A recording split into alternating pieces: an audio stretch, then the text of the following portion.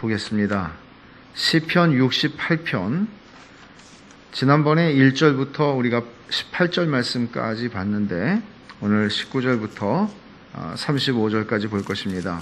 읽기는 우리가 다 1절부터 35절까지 조금 길지만 읽도록 하겠습니다. 여기 에어컨을 좀 꺼주실래요?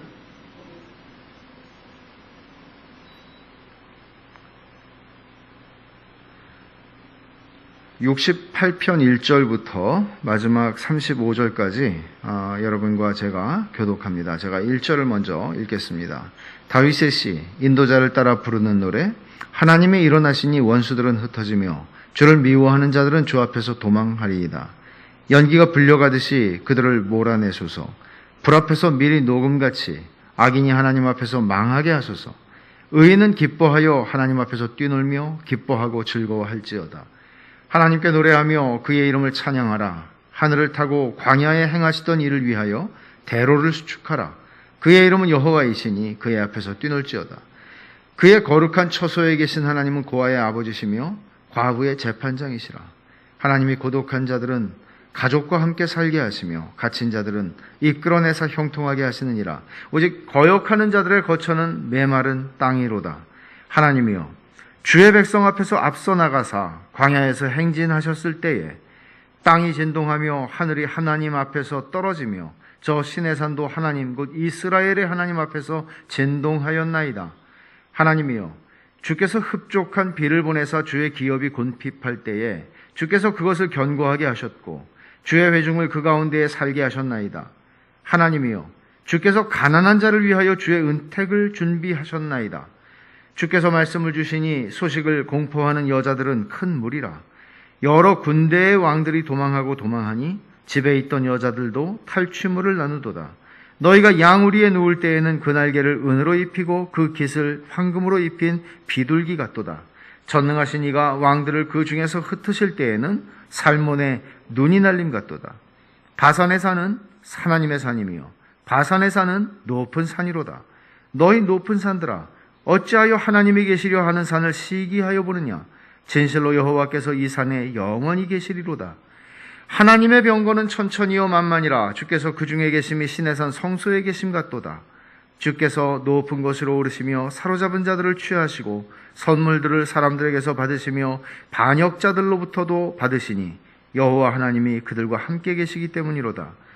날마다 우리 짐을 지시는 주. 오늘 이 말씀부터 우리가 상고합니다. 날마다 우리 짐을 지시는 주, 곧 우리의 구원이신 하나님을 찬송할지로다. 하나님은 우리에게 구원의 하나님이시라. 사망에서 벗어남은 주 여호와로 말미암거니와 그의 원수들의 머리, 곧 죄를 짓고 다니는 자의 정수리는 하나님이 쳐서 깨뜨리시리로다. 주께서 말씀하시기를 내가 그들을 바산에서 돌아오게 하며 바다 깊은 곳에서 도로 나오게 하고 내가 그들을 심히 치고 그들의 피에 내 발을 잠그게 하며 내 집의 개의 혀로 내 원수들에게서 제 분깃을 얻게 하리라 하시도다. 하나님이여, 그들이 주께서 행차하심을 보았으니 곧 나의 하나님, 나의 왕이 성소로 행차하시는 것이라. 소고치는 처녀들 중에서 노래 부르는 자들은 앞서고 악기를 연주하는 자들은 뒤따르나이다. 이스라엘의 근원에서 나온 너희여, 대회 중에 하나님 곧 주를 송축할지어다. 거기에는 그들을 주관하는 작은 베냐민과 유다의 고관과 그들의 무리와 스불론의 고관과 납달리의 고관이 있도다. 내 하나님이 너의 힘을 명령하셨도다. 하나님이여, 우리를 위하여 행하신 것을 견고하게 하소서. 예루살렘에 있는 주의 전을 위하여 왕들이 주께 예물을 드리리이다. 갈밭의 들짐승과 숫소의 무리와 만민의 송아지를 꾸짖으시고 은조각을 발 아래에 밟으소서. 그가 전쟁을 즐기는 백성을 흩으셨도다. 고관들은 애굽에서 나오고 굿수인은 하나님을 향하여 그 손을 신속히 들리로다. 땅의 왕국들아, 하나님께 노래하고 주께 찬송할지어다. 옛적 하늘들의 하늘을 타신 자에게 찬송하라. 주께서 그 소리를 내시니 웅장한 소리로다. 너희는 하나님께 능력을 돌릴지어다. 그의 위엄이 이스라엘 위에 있고 그의 능력이 구름 속에 있도다. 하나님이여, 위엄을 성소에서 나타내시나이다. 이스라엘의 하나님은 그의 백성에게 힘과 능력을 주시나니 하나님을 찬송할지어다. 아멘. 지난번에 이어서 시편 68편 19절부터 35절 말씀을 오늘 상고하려고 합니다. 지난번에 제가 그런 말씀을 드렸죠. 시편 68편은 시편 중에서 제일 해석하기가 어려운 시편에 속하고, 그렇지만 동시에 정말 활기차고 기운이 나게 하는 시편이다. 이 말씀을 잘 이해한다면 이 말씀처럼 우리를 기운나게 하는, 침체되어 있다가도 우리에게 힘을 주는 그런 말씀이 없다 하는 것입니다. 이 시편은 기본적으로는 언약궤가 이 시편의 중앙에 있습니다. 이 언약궤가 시내산에서 만들어지죠. 성막과 함께. 그리고 시내산에서부터 이제 광야의 40년의 세월을 지나서 이스라엘에 들어옵니다. 가나안 땅에. 그리고 가나안 정복 전쟁을 이스라엘 백성들이 하게 됩니다. 그리고 그 가나안 정복 전쟁을 다 치르지만 여전히 다윗이 그 나라의 왕이 되고, 다윗이 주변에 있는 많은 나라들을 전쟁으로 정복하고, 정말 하나님께서 주시겠다고 약속하신 땅을 차지하게 된 것은 다윗 시대였습니다. 그래서 다윗 시대에 이제 땅을 차지하게 되고, 마지막으로 시온산을 빼앗게 되죠. 그리고 거기에 다윗성을 세우고, 그곳에 이제 자기가 성전을 짓지는 못했지만 그곳에 하나님의 임재를 상징하는 언약궤를 모시게 됩니다. 그래서 이 언약궤가 시내산에서부터 시온산까지 이르는 이 마치 하나님 자신이 주의 백성들을 이끌고 행진하시는 것처럼 그런 모습을 지금 이 시편에서 그리고 있습니다.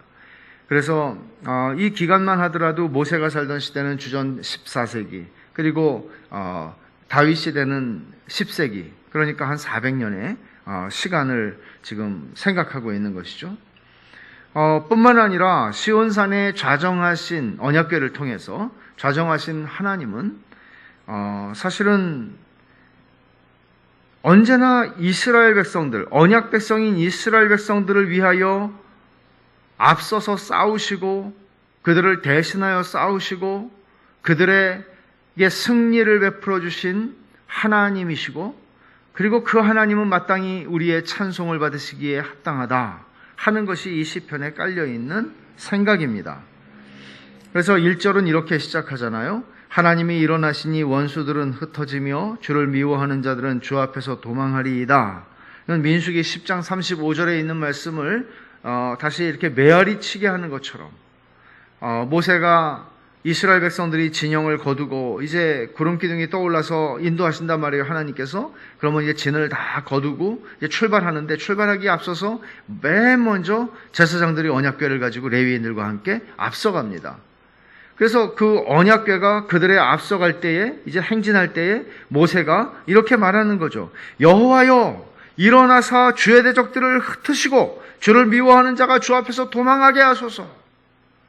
하나님 앞에서 모든 원수와 그들을 대적하는 자들을 다 미리미리 흩으시고 도망가게 하신다. 이렇게 이 시편은 시작을 합니다. 그 하나님께서 지금까지 400년 이상 동안 우리의 하나님이셨고, 우리의 국가와 민족, 그리고 우리의 인생을 이끌어 가시는 하나님이다 하는 것을 이야기하는 것입니다. 그래서 이 시편은 수많은 전쟁을 치르고 소위 다윗 왕국이라고 일컬어지는, 다윗과 솔로몬 시대의 왕국이 가장 컸고 그 다음에는 계속 줄어들었습니다. 그러니까 이제 이 전쟁, 수많은 전쟁을 치르고 나라를 세웠는데, 그 많은 전쟁 속에서 언제나 함께 하셨고 언제나 이기게 하셨던 하나님을 다윗처럼 이런 승리를 많이 경험한 사람은 없죠. 다윗은 그런 고백을 이 시편에 담아내고 있는 것입니다. 하지만 사실은 그 이상의 의미가 있습니다.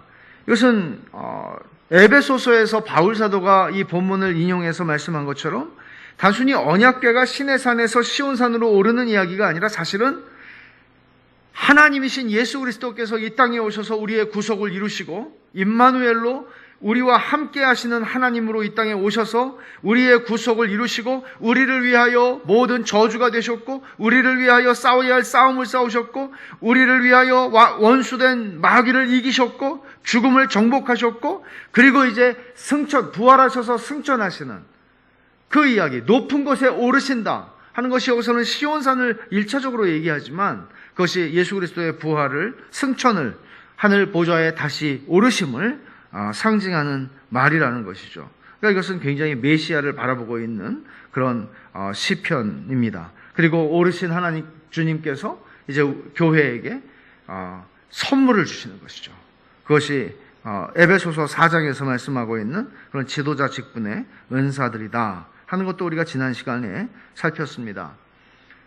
또 우리가 하나 살핀 것은 무엇인가 하면 하나님께서 시온산을 선택하신 것은 하나님이 택하셨기 때문에 그 산이 거룩한 것이지 시온산이 이스라엘에서 제일 높은 산이거나 제일 멋진 산이거나 그렇지는 않았습니다. 오히려 바산에 있는 산, 그 산들이 더 높았습니다. 그러나 하나님께서 택하신 산을 시기하지 말라고 얘기하는 것입니다.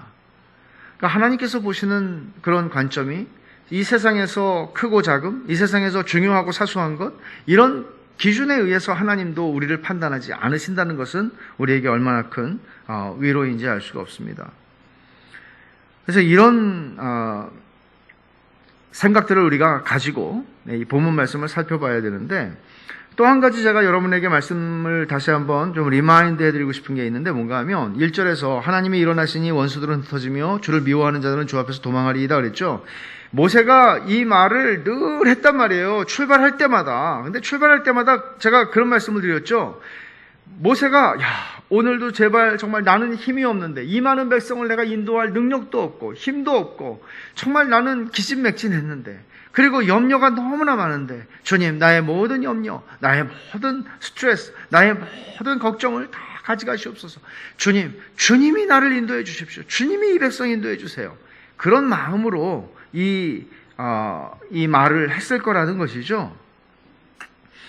그래요. 오늘 말씀이 거기서 시작합니다. 마치 1절에서 19절로 점프해서 딱 오는 것처럼 19절을 한번 보십시오. 날마다 우리 짐을 지시는 주 곧 우리의 구원이신 하나님을 찬송할지로다. 그렇게 말합니다. 저는 고등학교 때인가요? 너무너무 이 공부하는 게 힘들어가지고 이 말씀을 좋아했어요. 이 공부의 짐을 좀 주님이 날마다 져주시는구나. 그게 얼마나 위로가 되는지 몰라요. 여러분, 우리가 인생을 살면서 만만한 인생, 녹록한 인생 사는 사람 어디 있습니까? 만만치가 않습니다. 녹록치가 않습니다. 우리에겐 다 짊어지고 가야 하는 짐이 있다고 다 느끼는 거죠. 근데 이 말씀에서 날마다 우리 짐을 지시는 주라고 하는 말씀에서 우리는 다윗이 자기의 인생을 어떻게 이해했는가 하는 것을 엿볼 수가 있는데, 그건 뭔가 하면 자기 인생은, 다윗의 인생은 자기가 능력이 좋아서, 힘이 좋아서 앞장서서 자기 인생의 계획을 세우고 그것을 이룰 수 있는 실력을 갖추고 길러서 그 길을 앞장서서 뚫고 나가고 막힐 때마다 주여 도와주시옵소서 하면 주님이 따라오셔서 도와주시고 또 그 난관을 헤치고 나아가는 그런 인생으로 자신의 인생을 보지 않습니다. 이것은 단순히 다윗이 자기 인생을 어떻게 보았느냐 하는 차원이 아니라 그리스도인이 어떻게 자기의 인생을 바라봐야 하는가를 보여주는 말씀인데, 하나님이 언제나 앞장서시는 것입니다. 주의 말씀이, 하나님이 뭐예요? 언약궤는 뭐예요? 언약궤 안에 뭐가 있어요? 십계명이 있어요. 하나님의 말씀이에요. 사실은 하나님의 말씀과 하나님의 인격은 분리되지 않아요. 그러니까 하나님께서 인도하시는 거예요. 언약궤가 앞서 나가는 거예요. 하나님의 임재예요, 그것이. 그러니까 우리의 삶도 똑같아요. 하나님이 먼저 가시는 거예요. 다윗도 지금 이 말씀을 그냥 인용하는 게 아니라 하나님이 일어나셔서 먼저 내 앞에 행하시면 하나님이 행하실 때 원수들은 흩어지고 주를 미워하는 자들은 다 무너진다.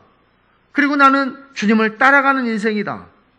그렇게 자기 인생을 이해하고 있는 것이죠. 그렇게 한다고 하더라도 우리 인생에 짐이 없지 않습니다. 짐이 있습니다. 그런데 뭐라고 고백합니까? 날마다 우리 짐을 지시는 주. 이게 다윗이 이해했던 자기 인생입니다. 다윗이 얼마나 짐이 많았던 사람이겠습니까? 여러분, 오늘날의 대통령이라든지 또는 어떤 지도자, 정치 지도자들을 한번 생각해 보십시오. 얼마나 짐이 많겠습니까? 하나님께 맡기는 거죠. 다윗은 그랬을 것입니다. 우리 인생도 마찬가지고 모든 그리스도인의 삶이 다 그렇습니다. 하나님이 앞장서시고 우리는 따라가는 겁니다. 그러니까 여러분, 우리가 그렇다고 해서 계획을 세우지 말아야 한다, 무책임하게 살아야 한다, 그런 얘기 하는 건 아니죠. 그러나 분명한 것은 우리의 계획도 중요하고 우리가 실력을 쌓는 것도 중요하고 다 중요할 수 있지만, 그러나 정말 중요한 건 뭔가 하면 시야에서 하나님을 놓치면 안 돼요. 여러분이 인생을 살아가는 여러분들의 인생의 계획과 인생의 이 여정에서 하나님을 놓치면 안 돼요. 여러분의 시야에서 하나님이 벗어나면 안 돼요. 마치 천국은 이런 자의 것이니라 라고 주께서 말씀하셨을 때 어린아이들을 말씀하신 것이 그런 것이죠. 엄마가 안 보이면 불안해지는 거죠. 그들은 언제나 그들의 시야에, 어린아이들의 시야에는 주님, 엄마가 있어야 되듯이 우리 그리스도인들의 시야에는, 시야가 뭐예요? 뒤는 아니잖아요. 우리의 시야에는 언제나 엄마, 언제나 하나님을 볼 수 있어야 된단 말이에요. 그럼에도 불구하고 날마다 우리 짐을 지시는 주라고 말해요. 앞장서서 따라와, 나를 따르라, 그렇게만 말씀하시는 것이 아니라 우리의 짐을 지시는 주라고 표현하는 거예요. 근데 여기서 중요한 단어가 뭔가 하면요, 날마다예요. 날마다. 이게 강조가 되고 있는 단어예요. 가끔, 종종 그렇게 말하지 않아요. 종종 우리 짐을 지시는 주라고 다윗은 고백하지 않아요. Every day. 날마다. 우리가 주일 예배 마치면서 부르는 찬송이 날마다예요. Day by day. 날마다. 날마다라고 하는 의미는 우리가 다윗의 경우에는 전쟁을 치른 날만 얘기하는 거 아니잖아요. 심지어 다윗이 범죄하던 그날도 날마다예요. 그날도 주님은 그의 죄짐을 짊어지셨어요. 날마다. 그 날마다, 우리가 그 날마다 숨 쉬는 순간마다 그 찬송 가사를 한번 들어보세요. 우리가 늘 부르는 노래지만, 날마다 숨 쉬는 순간마다 어려운 일 보내. 주님 앞에 내 마음을 맡길 때 슬픔 없네, 두려움 없네. 주님의 그 자비로운 손길 항상 좋은 것 주시도다. 사랑스레 아픔과 기쁨과 평화와 안식을. 날마다 주님 내 곁에 계셔 자비로 날 감싸주시네. 주님 앞에 이 몸을 맡길 때 힘 주시네. 위로함 주네. 어린 날을 품에 안으시사 항상 평안함 주시도다. 내가 살아 숨을 쉬는 동안 살피신다 약속하셨네. 인생의 어려운 순간마다 주의 약속 생각해보네. 내 마음속에 믿음 잃지 않고 말씀 속에 위로를 얻네. 주님의 도우심 바라보며 모든 어려움 이기도다. 흘러가는 순간순간마다 주님 약속 새겨봅니다. 숨쉬는 순간마다 어려운 일을 보고 인생의 어려운 순간마다, 이거 다 짐을 의미하는 거예요. 근데 날마다 우리 짐을 지시는 주라는 이 개념에는 사실 2절에 있는 어린 날을 품에 안으시사 항상 평안함 주시다, 이 그림이 담겨 있어요. 여기에는 마치 연약하고 병들고 지친 양 한 마리를 품에 안고 목자가 안전한 곳으로 데리고 가는 그런 그림이 짐을 지시는 주라는 말에 담겨져 있는 어떤 이미지예요. 다윗은 날마다 우리 짐을 지시는 주라고 표현을 했는데 흥미로운 점 하나가 있어요. 이게 우리 짐을 지시는 주, 그러니까 내가 짐이 있는데 주님께서 내 짐을 내게 다오 하고 딱 짊어지시는 이런 개념으로 우리가 생각하는데, 이 말은 사실 이렇게 번역을 할 수 있어요. 이 번역이 가능해요. 우리에게 짐을 지우시는 주. 이건 완전히 반대잖아요. 그러면 만약에 우리에게 짐을 지우시는 주라고 한다면 신앙생활을, 여러분 여기에 동의할 사람들이 있어요. 진짜 신앙생활을 하면 할수록 정말 짐이 더 무거워지고 해야 할 일이 많아지고 교회에서 짊어져야 될 짐이 많아지고 기쁨은 사라지고, 이런 식으로 신앙생활을 하고 이런 식으로 이해하고 이런 식으로 경험을 하는 사람들, 그 경험을 소화해내지 못하는 사람들 많죠. 그러면 정말 맞아, 이 번역이 맞아. 우리 짐을 지시는 것이 아니라 우리에게 짐을 지우시는 주야, 이렇게 이해할 수 있는 사람들도 있겠습니다. 그러나 우리에게 짐을 지우시는 주라고 이해를 할 때 문제는 어떤 짐이냐 하는 것이죠. 가령 영어 성경 가운데에서 킹 제임스 버전은 우리말로 제가 번역을 해서 읽어드리면 날마다 우리에게 은택을 더하시는 주라고 번역을 합니다. 짐을 더해 주시는 거예요. 짐을 더해 주시는데요. 그 짐을 더해 주시는 게 뭔가 하면 은택이라는 짐이에요. 은혜라는 짐이에요. 비교적 현대적인 번역인데 렉셈 잉글리시 바이블이라고 하는 LEB라고 하는 번역도 동일하게 번역을 했어요. 그걸 한국말로 번역을 해서 말씀을 드리면 날마다 그는 우리에게 은택을 짐지우시도다. 은택, 베네핏이라고 썼어요. 베네핏이라는 건 되게 좋은 거죠. 선물이에요. 우리한테 그냥 주어지는 되게 좋은 거예요. 베네핏이라고 하는 것은 유익한 거예요. 우리한테 이익이 되는 거예요.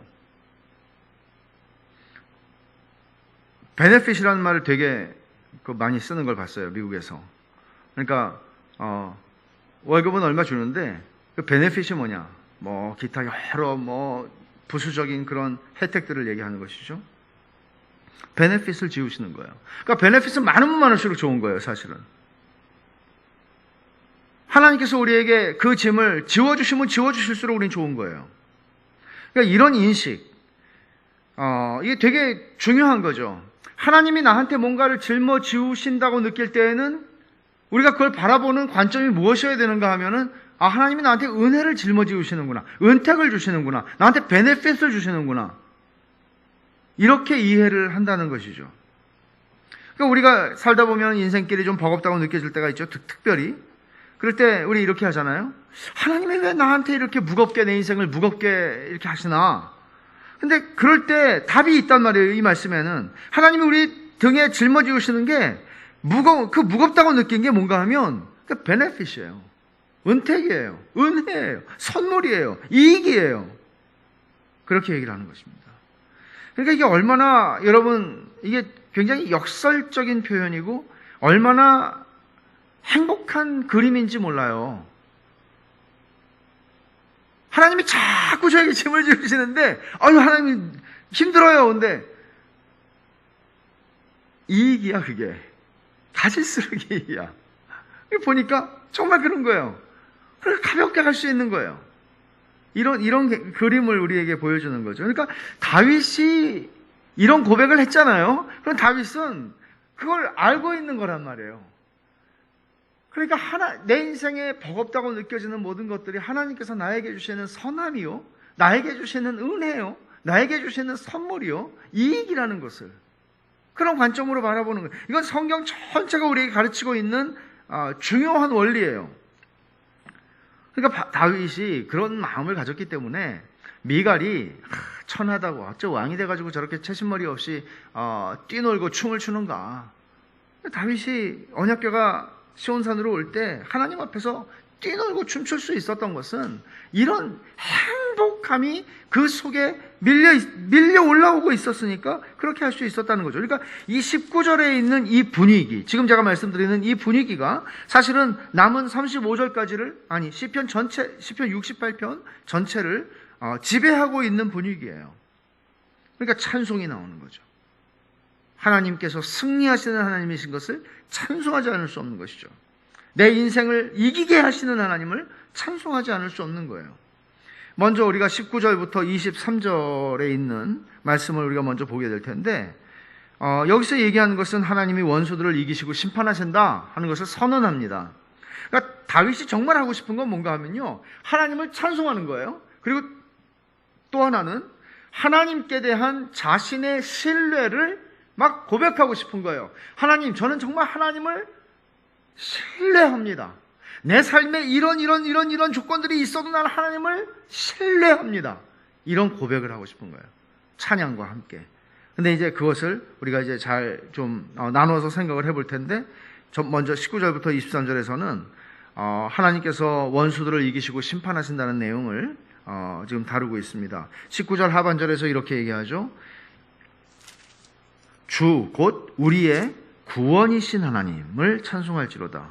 우리의 구원이신 하나님이라고 표현을 했어요.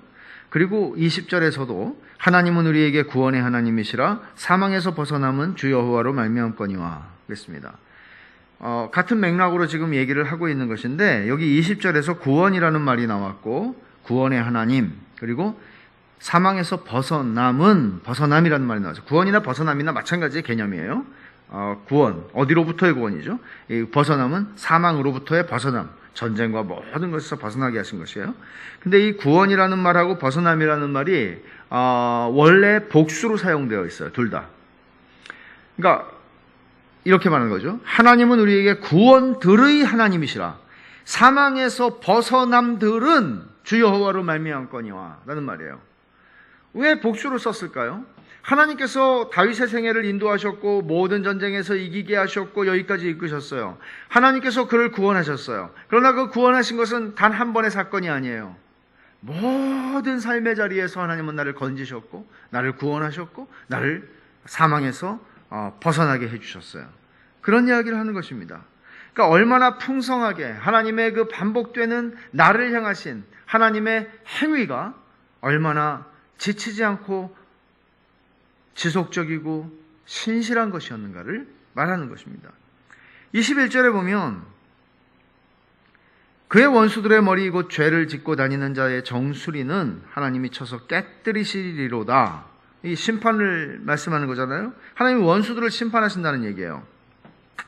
20절에서는 자기 언약 백성을 구원하신다는 이야기를 했고 21절에서는 대조적으로 그 원수들은 정수리를 쳐서 깨뜨리신다라고 말씀을 합니다. 대조적으로 얘기를 하는 것이죠. 사실은 18절에서 한번 18절을 가보십시오. 주께서 높은 곳으로 오르시며 사로잡은 자들을 취하시고 선물들을 사람들에게서 받으시며 반역자들로부터도 받으시니 여호와 하나님이 그들과 함께 계시기 때문이로다. 이 말씀을 에베소서 4장 8절에서 바울 사도가 인용을 하여 예수님이 부활하여 승천하시고 교회에게 은사, 선물을 주신 것을로 해석을 했단 말이에요. 그럼 여러분 사실 18절에서 모든 전쟁이 끝난 거예요. 예수님이 구속사역을 다 완성하시고 승천하셔서 하나님 보좌 다시 하늘 보좌에 앉으셨어요. 그럼 모든 걸 다 완수하시고 모든 게 다 끝난 거예요. 그럼에도 불구하고 22절에서 21절에서 원수들의 머리, 죄를 짓고 다니는 자의 정수리는 하나님이 쳐서 깨뜨리시리로다 라고 나오죠. 그러니까 여전히 하나님의 정복은 끝났어요. 시온산에 하나님의 언약궤가 올라왔어요. 그러나 여전히 마치 예수님께서 우리의 구속사역을 다 마치셨지만은 그러나 우리에게는 여전히 잔재하고 있는 죄와의 싸움이 성도들의 삶 속에 있는 것처럼 그 싸움을 하고 있다는 것을 이야기하는 것입니다. 22절을 한번 보십시오. 주께서 말씀하시기를 내가 그들을 바산에서 돌아오게 하며 바다 깊은 곳에서 도로 나오게 하고 그랬는데 그들을 바산에서 돌아오게 하고 그들을 바다 깊은 곳에서 도로 나오게 한다. 그럼 그들이 의미하는 그들이 누군가? 이것에 대해서도 사실 논란이 있는데 먼저 그들이 21절에 말하고 있는 원수들이라면 이것은 하나님께서 심판하시는 심판으로부터 피할 자는 아무도 없다. 어디에 가서 숨어 있던지 바산산 높은 곳에 숨어 있던지 아니면 그 뒤에 뭐라고 얘기했습니까? 바다 깊은 곳 아주 깊은 그 바닥에 숨어 있던지 하나님께서 높은 곳 낮은 곳에서 다 그들을 불러서 심판하신다는 얘기죠.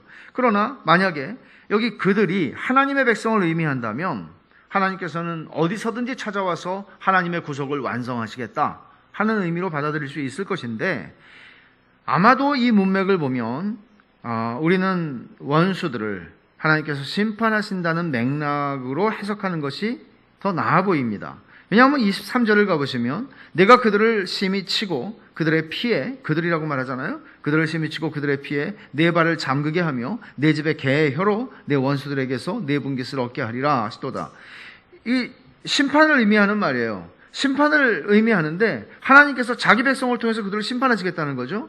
여기 그들의 피에 내 발을 잠그게 한다 하는 말, 이거 굉장히 좀 무서운 표현인데 전형적으로 이 심판을 의미하는 군사적인 승리를 의미하는 그런 표현이고 내 집의 개가 그들을 핥을 것이다.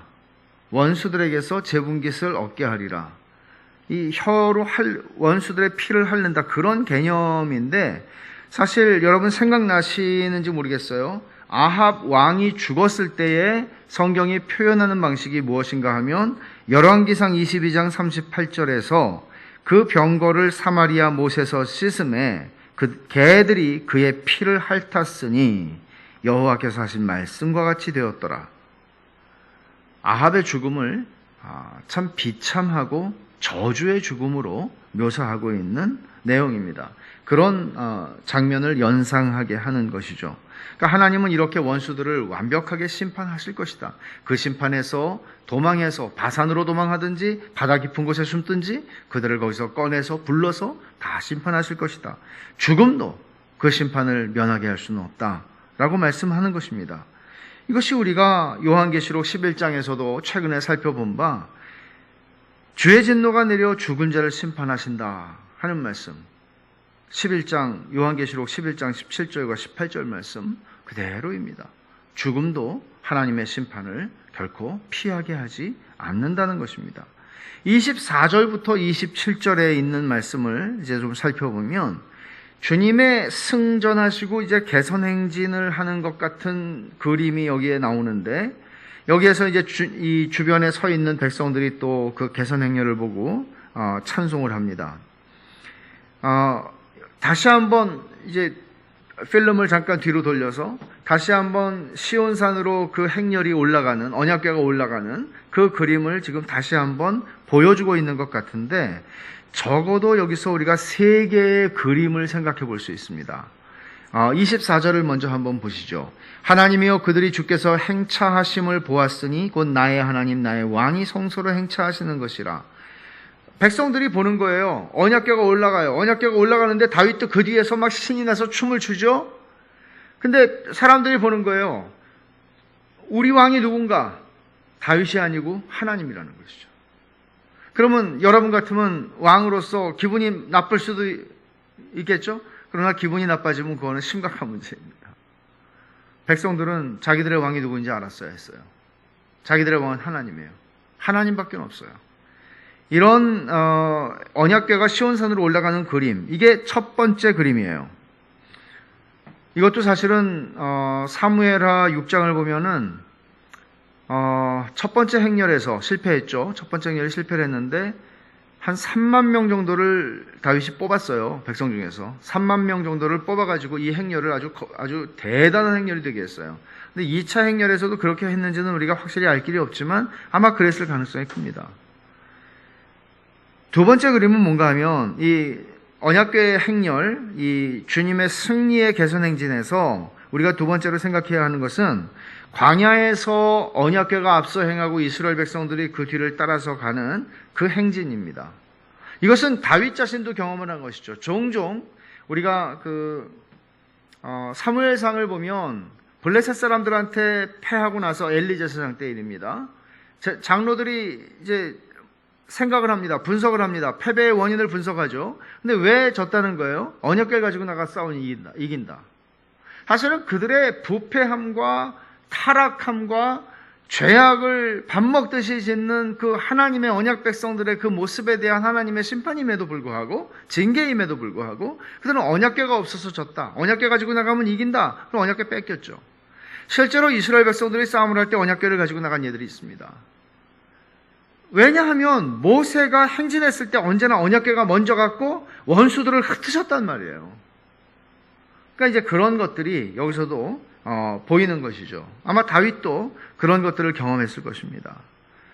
그게 두 번째 그림이에요. 세 번째는 뭔가 하면 바울 사도가 해석한 것처럼 예수님께서 모든 구속사역을 완성하시고 부활하고 승천하여 하늘 보좌에 올라가 앉으시는 그림입니다. 이 세 개의 그림이 사실 겹쳐져서 이 말씀 속에서 우리가 볼 수 있어야 하는 것이죠. 그리고는 우리가 어떤 자리에 있든지 나의 하나님 나의 왕이라고 고백을 하게 되는 것입니다. 25절을 보면 여자들의 찬송이 또 나옵니다. 소고치는 처녀들 중에서 노래 부르는 자들은 앞서고 악기를 연주하는 자들은 뒤따르나이다. 이것도 우리가 앞에서 잠깐 11절과 12절에서 본 바 여자들이, 큰 무리의 여자들이 이제 찬송을 하고 탈취물을 나눈다 하는 표현이 있었는데, 이것은 홍해가 갈라진 다음에 미리암과 여인들이 하나님을 찬송하는 그 모습을 연상케 한다고 그랬죠. 역시 여기서도 그 그림을 보여주고 있습니다. 그리고 26절이 말합니다. 이스라엘의 근원에서 나온 너희여 라고 말하죠. 여기서 이스라엘은 야곱을 가리키는 말입니다. 야곱의 근원에서 나온 이스라엘 백성들이죠. 이스라엘 백성들의 이스라엘이라는 이름이 어디서 왔습니까? 하나님이 야곱에게 새로 주신 이름이잖아요. 그러니까 이스라엘, 너희의 조상 이스라엘로부터 나온 그 근원에서부터 나온 이 백성들이요 라고 하나님께서 말씀하시는 거예요. 근데 그 뒤에 뭐라고 얘기를 합니까? 27절에 보면 거기에는 그들을 주관하는 작은 베냐민, 유다의 고관 과 그들의 무리와 스불론의 고관과 납달리의 고관이 있도다. 12지파가 있는데 그 중에서 4개의 지파의 이름이 여기에 나와요. 베냐민, 유다, 스불론, 납달리입니다. 베냐민과 유다는 이스라엘의 남쪽에 있는 두 지파입니다. 그리고 납달리와 스불론은 북쪽에 있는 두 지파예요. 나중에 왕국이 분열되었을 때에도 북왕국에 스불론과 납달리가 속하게 되고 남왕국에는 유다와 베냐민이 달랑 두 지파만 속하게 되죠. 그러니까 이 두 지파를 통해서 이스라엘 전체를 지금 부르고 있는 것이죠. 대표성을 가지고. 근데 여기 주목하게 되는 거는 그들을 주관하는 작은 베냐민이라는 표현이에요. 왜 그랬을까요? 다윗은 아마도 베냐민 지파로부터 이스라엘의 첫 번째 왕인 사울이 나온 것을 생각하고 그렇게 불렀던 것 같습니다. 자, 이게 28절부터 31절로 갑니다. 여기서는 지금 다윗이 왜 이런 구성을 했는지는 우리는 모르지만 앞에서 이미 얘기했던 언약궤는 이미 시온산에 올라가 있어요. 18절까지 보면 거기서 다 끝났어요. 근데 다시 지금 그 얘기를 하고 있잖아요. 이 언약궤가 시온산에 오른 것을 근거로 해서 다윗은 이제 장래에 하나님께서 이루어 주실 것들을 바라보는 것 같습니다. 그것이 28절부터 31절에 나오는 내용인데 이런 것이죠. 너희가 주님이 앞서가시는, 아까 그랬죠? 우리 그리스도인의 인생은 주님이 앞서가시는 인생이라고. 우리는 주님을 따라가는 거예요. 그러니까 주님이 가시지 않는 곳에 그리스도인은 가면 안 되는 거예요. 주님이 가시는 곳에, 주님이 계신 곳에 우리가 있는 것이죠. 주님이 앞서가시는 거란 말이에요. 그러면 그 앞서가시는 주님을 신실한 믿음을 가지고 따라가는 사람들이 기대해도, 자기 인생 속에서 기대해도 좋을 만한 승리를 바라보고 있는 것이죠. 그게 28절 이하의 31절까지의 내용입니다. 28절을 먼저 보면 내 하나님이 너의 힘을 명령하셨도다. 하나님이여 우리를 위하여 행하신 것을 견고하게 하소서 라고 말합니다. 이 기도예요. 우리를 위하여 행하신 것을 견고하게 하소서. 이 기도는 하나님이 힘을 주세요. 하나님이 이루신 것을 우리가 누리고 하나님이 이루신 것을 우리가 지키고 하나님이 이루어 놓으신 것을 우리가 확보할 수 있게 해주세요. 그런 기도잖아요. 힘을 달라는 기도예요. 근데 이 힘을 달라는 기도 이전에 상반절에 28절 이게 무슨 뜻입니까? 내 하나님이 너의 힘을 명령하셨도다. 이거는 이런 기도를 할 수 있는 근거예요. 약속이에요.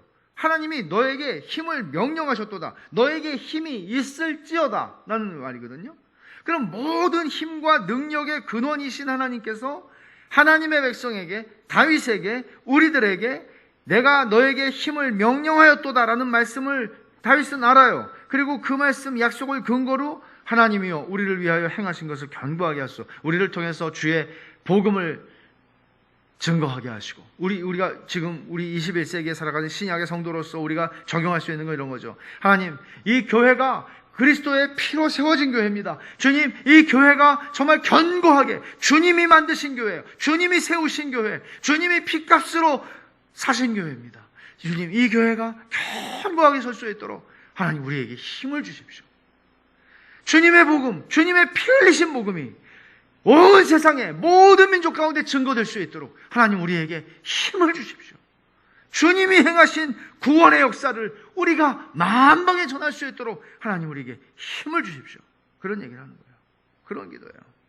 단순히 주님 제가 사업이 잘 돼서 주님께 뭔가 좀 가지고 바칠 수 있도록 그런 차원의 얘기가 아니에요.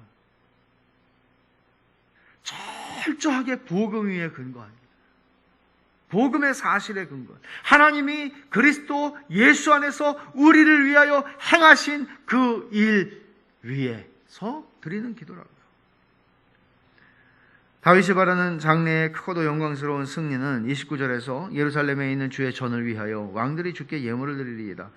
예루살렘에 있는 주의 전을 위하여 성전을 건축하고 나서 솔로몬이 기도하는 내용을 보면 이게 얼마나 하나님이 영광을 받으시는 이 전, 하나님의 이름으로 일컬음을 받는 이 전을 통하여 하나님의 이름이 거룩히 여김을 받으시기를 원합니다 하는 기도거든요. 이방인이라도 이곳을 향하여 기도하거든 주여 우리가 기도하는 것처럼 똑같이 응답하여 주시옵소서 그렇게 기도하거든요. 여기서 다윗도 그 성전을 자기는 짓지도 못했고 자기의 눈으로 보지도 못했지만 예루살렘에 있는 주의 전, 이 언약궤가 들어와 있는 이 자리에 세워질 주의 전을 위하여 왕들이 주께 예물을 드리리이다. 여러분 이게 무슨 말씀일까요? 예수님께서 헤롯 성전을 가리켜서 46년 동안 짓고도 완성하지 못한 헤롯 성전을 바라보면서 이 전을 헐어라. 내가 4일 만에 짓겠다. 주님은 부활하실 당신의 육체를 가리켜 그렇게 말씀하셨다고 그랬죠. 성전이 구약시대의 성소와 성전이 상징하는 것은 결국은 예수 그리스도의 모형이었습니다. 예수 그리스도를 상징하는 것이죠. 더 이상 성전이 없죠. 요한계시록 마지막에 보면 성전이 필요 없어요. 하나님이 친히 계시니까. 말하자면 왕들이 주께 예물을 드린다. 이게 언제 성취가 되나 하면 동방 박사들이 예수님이 탄생하셨을 때에 그 먼 곳에서 찾아와서 예수님께 각각 예물을 드리는 것에서 1차적으로 성취가 되는 겁니다. 그리고 물론 요한계시록에서 우리가 보지만 만국의 왕들이 들어와서 주께 경배할 것입니다. 이제 30절을 보십시오. 갈밭의 들짐승과 숫소의 무리와 만민의 송아지를 꾸짖으시고 은조각을 발 아래에 밟으소서. 그가 전쟁을 즐기는 백성을 흩으셨도다. 이 갈밭의 들짐승은 애굽과 바로 왕을 가리키는 말이에요. 이 갈밭의 들짐승이 갈대 사이에 존재하는 악어나 하마 같은 짐승들 얘기하는 건데 애굽을 특정하는 말입니다. 이게 아주 관용적으로. 근데 이제 들짐승이라고 짐승이라고 하는 거는 어떤 지배적인 힘을 가진 세력을 얘기해요. 우리가 다니엘서에도 나오고 환상 가운데 또 요한계시록에서도 우리가 보죠. 그래서 어떤 세력, 강한 힘을 가진 어떤 지배적인 힘을 가진 세력을 얘기해요. 바로를 가리키는 것이죠. 그리고 뒤에 등장하는 또 뭐가 나와요? 숫소의 무리와 만민의 송아지를 꾸짖으시고. 숫소와 송아지는 무엇입니까? 크고 작은 대적자들. 누굴 대적해요? 하나님을 대적하는 대적자들입니다. 이런 대적자들은 하나님뿐 아니라 하나님의 백성들을 또 대적하는 사람들이죠. 하나님께서는 그들을 꾸짖으실 것이다 라고 말합니다. 심판이에요. 그리고는 뒤에 있는 말은 좀 해석하기 어려운 말입니다. 은조각을 발 아래에 밟으소서라고 말하는데 이게 무슨 뜻인지 이것은 정확하게 해석을 잘 못해요. 근데 아마도 은을 즐기고 사랑하는 사람들을 심판하소서 하는 의미로 이해할 수 있을 것입니다. 그렇다면 은은 세상과 세상에 있는 것들을 사랑하지 말라. 요한일서 2장 15절부터 17절에 말씀한 그 말씀의 의미대로일 수 있고 또는 물질과 물질에 대한 탐욕을 가리키는 것에 대한 심판을 의미하는 것일 것입니다. 그럼 31절을 가보죠. 고관들은 애굽에서 나오고 구스에 있는 하나님을 향하여 그 손을 신속히 들리로다. 여기 애굽이 나오고 구스가 나와요. 구스는 에티오피아죠. 애굽은 다윗 당시에 가장 강대한 한 제국이었습니다. 그리고 근데 한 제국인데 이 제국은 여호와 하나님을 섬기는 종교를 탄압하는 세력이죠. 싫어하는 세력이죠. 하나님을 대적하는 세력입니다. 큰 세력이죠. 구스는 뭐예요?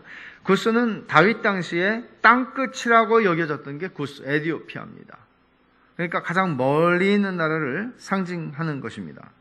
그런데 고관들이 애굽에서 나오고 구스에 있는 하나님을 향해 그 손을 신속히 든다. 긍정적인 것이죠. 그들이 하나님을 섬기게 될 것이라는 말을 지금 하고 있는 것이죠. 그들이 하나님께 복종하게 될 것이라는 말이죠. 실제로 솔로몬 때에 스바 여왕이 많은 예물을 가지고 와서 솔로몬에게 갖다 주는데, 스바라고 하는 나라가 어떤 사람들은 이게 차이나, 이 중국이라고 얘기하는 사람들도 있고요. 근데 사실은 가장 강력한 증거를 가지고 있는 추측은 뭔가 하면 이게 에디오피아 쪽이에요. 그러니까 이제 당장 한 세대가 건너가서 솔로몬 때에도 성취가 되지만, 우리가 사도행전 8장에 보면 에디오피아 내시가 예루살렘에 예배하러 올라왔다가 내려가는 길에 빌립 집사를 만나서 복음을 듣게 됩니다. 이런 데서 예언의 성취가 이루어지는 것이죠. 하지만 사실 강대국 애국과 땅끝 나라 구스가 하나님께 복종하게 되는 것은 결국 궁극적으로는 세상 끝날에 세상 나라가 하나님과 주와 그의 그리스도의 나라가 되는, 요한계시록 11장 15절에 말씀한 그때 이루어질 것입니다. 이제 끝으로 우리는 32절부터 35절로 가게 되는데, 다윗이 모든 나라 모든 민족에게 명합니다. 그게 뭔가 하면 32절에 땅의 왕국들아 라고 말해요. 이제는 애굽만이 아니고 구스만이 아니고 땅의 왕국들아, 뭐라고 말해요? 하나님께 노래하고 주께 찬송할지어다. 야, 너희들은 지금 너희가 노래할 대상, 너희가 찬송할 대상, 너희가 경배할 대상은 하나님밖에 없어 라고 말하는 거예요. 다윗은 지금 그런 말을 할 만한 한 제국의 왕입니다. 왜냐하면 제국을 형성한 사람이거든요. 그는 그렇게 말하는 거예요. 모든 나라들아, 모든 왕들아 들어라. 너희가 경배할 분, 너희가 찬송할 분은 하나님밖에 없다. 명령하는 것이죠. 이 말씀을 어떻게 이해해야 할까요? 대위임령의 차원에서 이해해야 합니다. 예수님께서 승천하시기 전에 마태복음 28장 18절부터 20절에 하늘과 땅의 모든 권세를 아버지께서 내게 주셨으니 내가 너희에게 명한다. 너희는 가서 모든 족속으로 제자를 삼고 아버지와 아들과 성령의 이름으로 세례를 주고 내가 너희에게 분부한 모든 것을 가르쳐 지키게 하라. 내가 세상 끝날까지 너희와 항상 함께 있을 것이다. 말씀하셨죠? 그 말씀의 차원에서 이해를 해야 돼요. 하늘과 땅의 모든 권세를 주님이 가지시고 모든 민족을 제자로 삼으라고 주님이 말씀하셨습니다. 예외가 없습니다. 우리가 복음을 전한다는 것은 바로 이런 차원에서 하는 것입니다. 땅의 왕국들아 하나님께 노래하고 주께 찬송할지어다. 존 파이퍼는 선교의 목적을 영혼 구원이라고 말하지 않습니다. 선교의 목적은 예배가 없는 곳에 예배하는 공동체를 세우는 것이 선교의 목적이라는 거예요. 뭐예요? 선교의 목적은 예배예요. 하나님을 예배하기 위해서, 하나님을 예배하지 않는 민족들이 하나님을 예배하도록 만드는 게 선교의 목적이에요. 여기에 그대로 드러나 있는 거죠. 땅의 왕국들아 하나님께 노래하고 주께 찬송할지어다. 다윗은 또 이렇게 다윗이 얘기하는 것을 제가 종종 인용하는 그 페로온이라고 하는 분은 이렇게 얘기해요. 잘 들어보세요. 다윗은 이렇게 땅의 왕국들, 모든 나라가 주를 찬양할 것을 기대하는 순간 그 자신이 미래에 임하게 될 영광의 한가운데에 서 있는 것이다. 모든 나라들을 명하여 하나님께 찬송하라고 얘기할 때 다윗은 지금 여기 자기 시대에 지금으로부터 3000년 전에 이스라엘의 왕인데 지금 이 사람이 어디에 서 있다고 보는 거예요? 영적으로는 요한계시록 7장에 각 나라와 민족과 백성과 방언 가운데 아무라도 능히 셀 수 없는 큰 무리가 흰 옷을 입고 손에 종려가지를 들고 하나님과 보좌에 앉으신 어린 양께 찬송을 하는 그 자리에 서 있다는 거예요. 영적으로는 그 영광을 지금 누리고 있다는 거예요. 놀라운 것이죠. 34절을 가보십시오. 33절. 옛적 하늘들의 하늘을 타신 자에게 찬송하라. 주께서 그 소리를 내시니 웅장한 소리로다. 너희는 하나님께 능력을 돌릴지어다. 그의 위엄이 이스라엘 위에 있고 그의 능력이 구름 속에 있도다.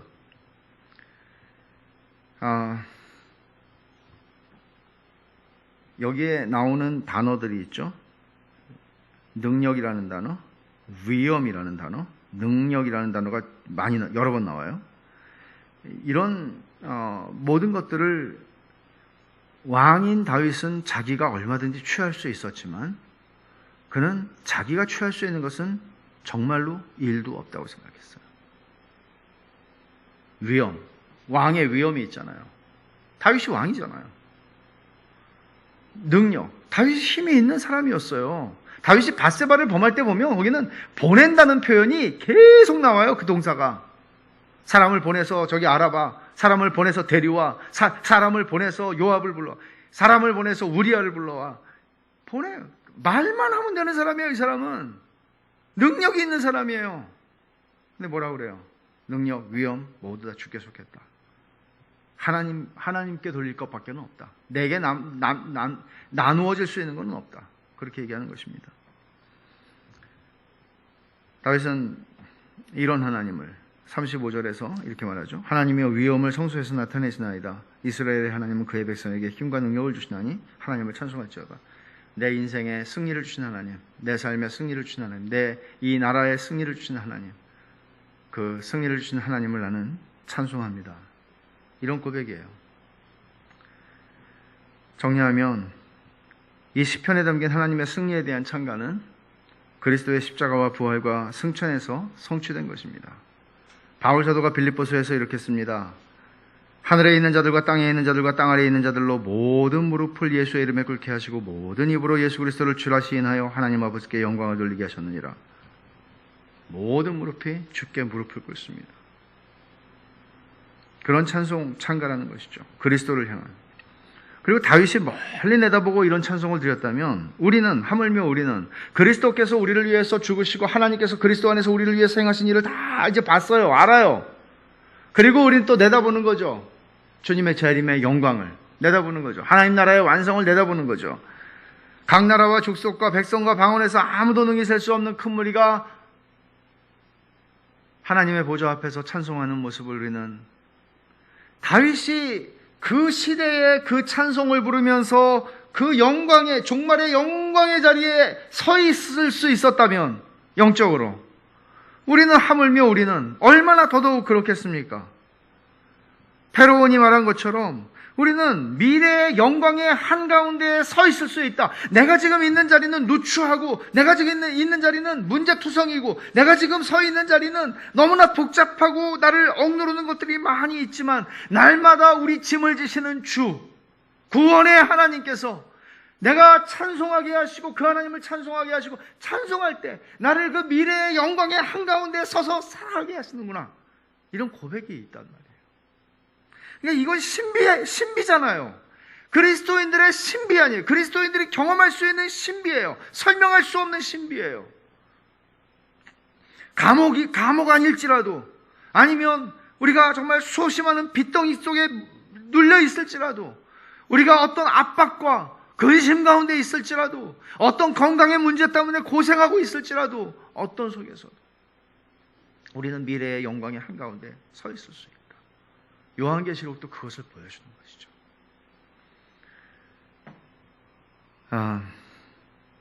이런 은혜를 우리가 누리고 살아갈 수 있습니다.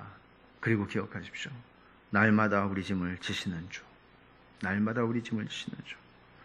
목자가 병들고 약한 양을 품에 안아 안전한 데로 옮겨다 놓는 그 이미지를 그대로 보여주는 그런 그림 같은 언어입니다. 날마다 우리 짐을 지시는 주. 이 날마다라고 하는 이 말이 중요하다고 그랬잖아요. 이 날마다라는 말을 날마다 생각하세요. 날마다. 오늘도. 우리가 세상에 아무리 부모래도 자식을 날마다 돌보는 게 지치는 일이에요. 날마다 누군가를 돌보면서 지치지 않을 수 있는 사람 아무도 없어요. 근데 하나님은 지치지 않으세요. 여기에 참 우리의 소망이 있어요. 그래서 우리는 바울처럼 이렇게 우리도 고백하는 것이죠. 우리가 잠시 받는 환난에 경한 것이 지극히 크고 영원한 영광에 중한 것을 우리에게 이루게 함이니 큰 것, 그 영광을, 그 승리를 바라보는 일을 멈추지 않아야 합니다. 기도하겠습니다.